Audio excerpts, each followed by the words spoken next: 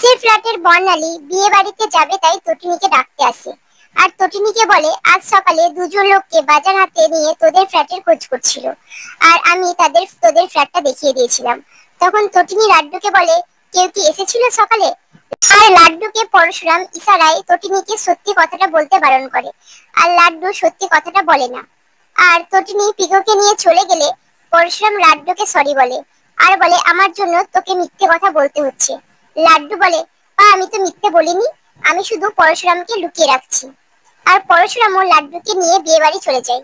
ওদিকে আরাধ্যা বাড়ি ফিরে তটিনীকে নিয়ে খারাপ খারাপ কথা বলে। দীপালি এসে আরাধ্যাকে যোগ্য জবাব দেয়।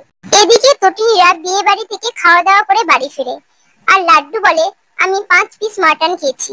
আর আরাধ্যা তটিনীকে সেই মুহূর্তে ফোন করে বলে আমার শ্বশুর মশাই দুজন লোককে তোদের বাড়ি পাঠিয়েছিল, কিন্তু তারা আর ফেরত আসেনি। তখন তটিনী পরশুরামকে আরাধ্যার কথাটা বলে, আর বলে তখন বর্ণালীও বলল বাজার হাতে করে দুজন লোক এসেছিল। পরশুরাম তখন ফোনটা নিয়ে আরাধ্যাকে বলে তুমি কোন দুজনের কথা বলছো?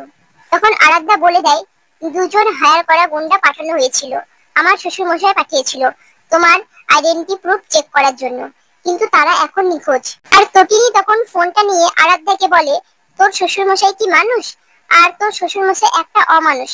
আরাধ্যা তখন তটিনীকে বলে সেই দিন বরণের দিনও বাউন্সার গুলো যেভাবে নিখোঁজ হয়ে গেছিল, আজকেও আমার শ্বশুর মশাইয়ের হায়ার করা গুন্ডারাও তোদের বাড়ি থেকে নিখোঁজ হয়ে গেছে। আর তটিনী আরাধ্যাকে বলে তোর শ্বশুর মশাইকে বলে দিস এবার মুখোমুখি লড়বো, আর ওনার মুখোশটা খুলে দেবো। আর ফোনটা কেটে দেয়। পরশুরাম তটিনীকে বলে কার মুখোশ খুলে দেওয়ার কথা বলছো?